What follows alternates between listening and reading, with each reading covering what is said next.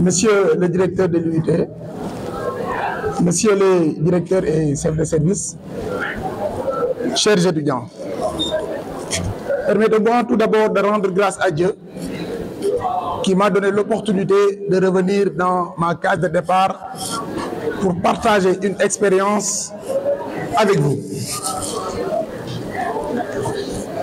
Le message, ou bien même les messages, parce que je suis venu avec deux messages aujourd'hui. Le premier, c'est des messages de remerciement pour ceux qui étaient là. Je veux nommer les professeurs qui étaient là, le personnel administratif, durant tout mon cursus et qui m'ont permis de devenir ce que je suis aujourd'hui. Avant de commencer, je tiens à remercier l'Institut universitaire de technologie.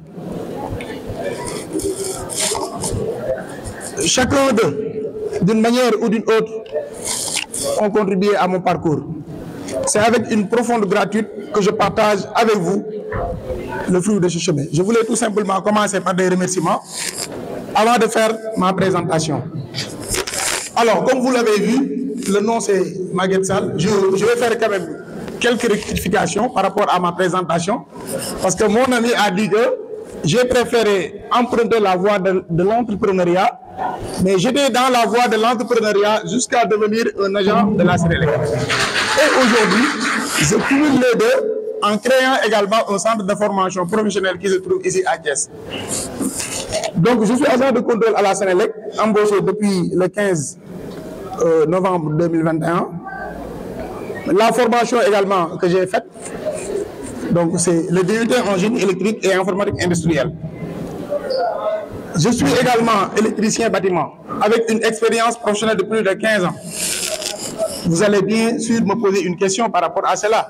Comment une personne peut avoir par exemple une formation professionnelle? Donc en 2019, j'ai eu mon DUT en 2019 et je mets dans mon CV une expérience professionnelle en électricité de bâtiment de 15 ans. Cela mérite une question, je pense bien. En fait, tout au long de ma formation, j'étais dans une famille très... bon, voilà, donc quelle est la qualification? À faible revenu, si je peux l'appeler ainsi. Le papa est décédé en 2011. La maman était une vendeuse de légumes. J'étais obligé de s'efforcer pour changer ma situation. Vous allez comprendre ça dans la présentation. Je suis également formateur en énergie donc renouvelable à Réseau. C'était une organisation qui aide les paysans dans les installations solaires. Je suis également innovateur technologique donc dans un projet qui a été initié par ENDA Énergie et donc l'ONU. J'enseignais également les mathématiques donc au niveau des écoles privées, notamment au niveau de l'académie Baïganda.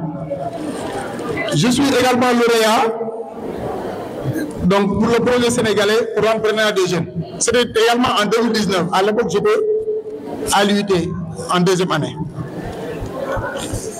Bon, j'ai fondé également un centre de formation professionnelle en électricité au niveau de Médina Fall et on a eu notre agrément l'année passée. Alors, mes débuts à l'université, c'est en 2017 que j'ai eu mon baccalauréat au niveau du lycée Malick Sy de Thiès. À la suite, j'ai été orienté à Saint-Louis dans le département mathématique. Je ne voulais pas y aller. J'étais obligé maintenant, soit je prends en main donc ma vie, ma situation, ou bien obligé, comme le font beaucoup d'étudiants qui sont orientés et voilà, donc ils sont obligés de suivre cette formation-là. Et moi, comme déjà j'étais dans les chantiers, c'est pourquoi d'ailleurs vous comprenez pourquoi les 15 ans d'expérience en électricité de bâtiment. Parce que la première maison que j'ai installée, je faisais la classe de 4e au lycée Médina Fall.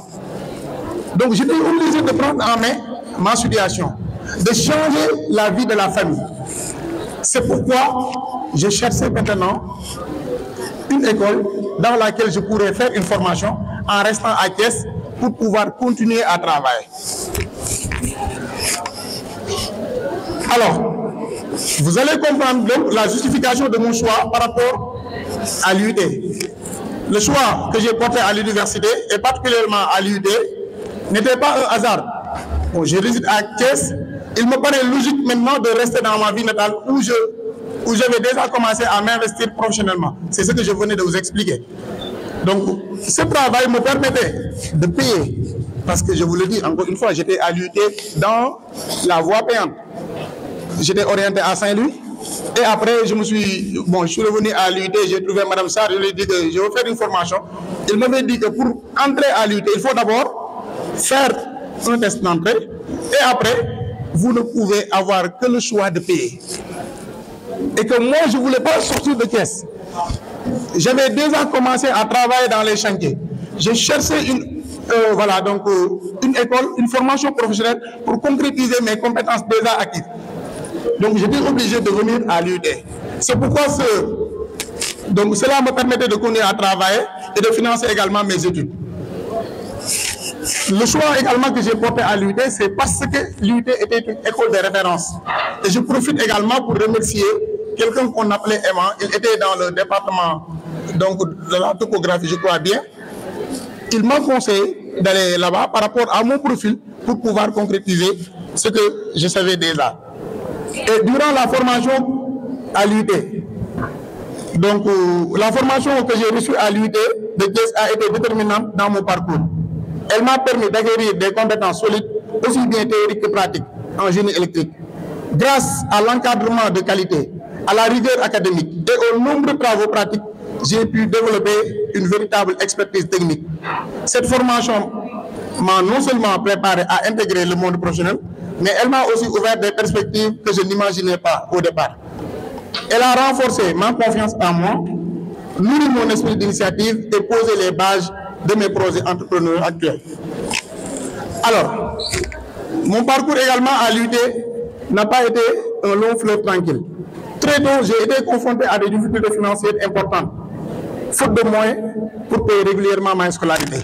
Je me rappelle le jour également où mon ami, Mme Sarr, m'a donné une lettre de renvoi pour me dire que vous devez à l'école 225 000, je crois. Parce que je travaillais et je pouvais, c'est une nouvelle formation que je venais de démarrer. J'arrêtais mes chantiers, je ne pouvais plus maintenant retourner dans les chantiers. Et la famille n'avait pas les moyens pour payer ma scolarité.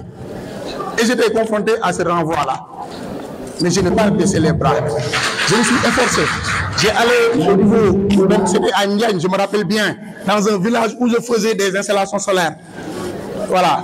Donc j'installais un panneau, une batterie, un régulateur. Voilà. Donc je me présentais comme quelqu'un qui vendait des matériels. Voilà. C'est ce qui m'avait permis d'amasser une somme afin de pouvoir payer mes études. C'est pourquoi je vous dis qu'au-delà de baisser, au lieu de baisser les bras, j'ai redoublé d'efforts. J'ai continué à travailler dur sur les chantiers, parfois même dans des conditions éprouvantes, pour pouvoir payer mes études. Donc vous, quand vous avez la possibilité d'intégrer l'UT et que vous ne payez pas, alhamdulillah, si vos parents payent également, essayez de ne pas les décevoir. Il faudra prendre votre avenir en main.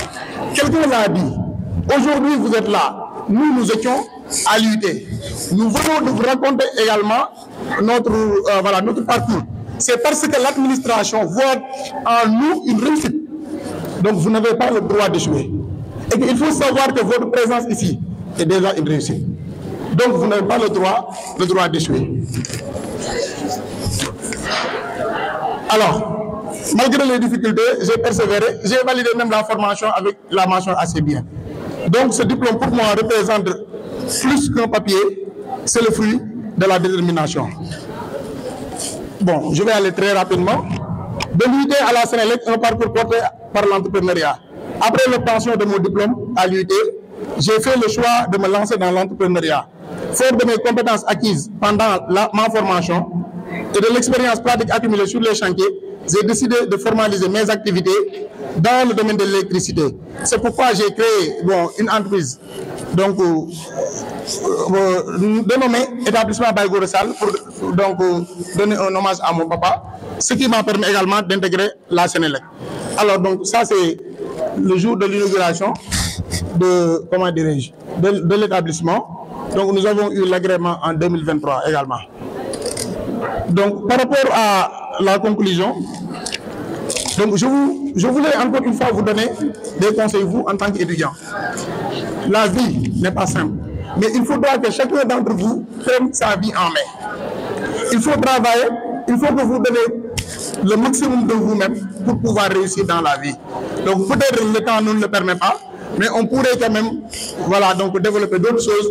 Et que je le dis, mon cher directeur, donc moi, en ce qui me concerne, je suis disposé à accompagner les étudiants dans le cadre entrepreneurial. Peut-être on ne peut pas tout développer ici, parce qu'il y a d'autres personnes qui doivent prendre parole. Voilà, donc c'est d'abord, je conclue par des messages de remerciement à l'endroit de mes professeurs et à tous les étudiants également à qui j'ai partagé cet établissement. Merci encore une fois.